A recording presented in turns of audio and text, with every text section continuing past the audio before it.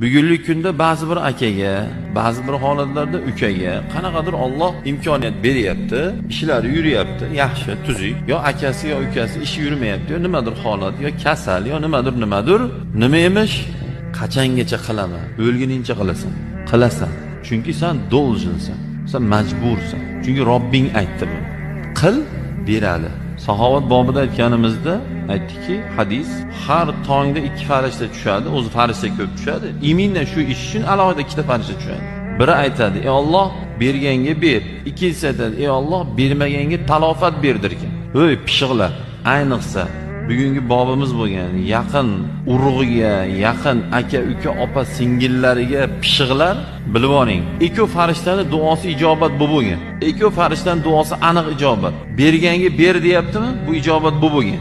Bermaganga talofat ber deyapti. Ketadi molingiz. Mol deganda boqadigan molni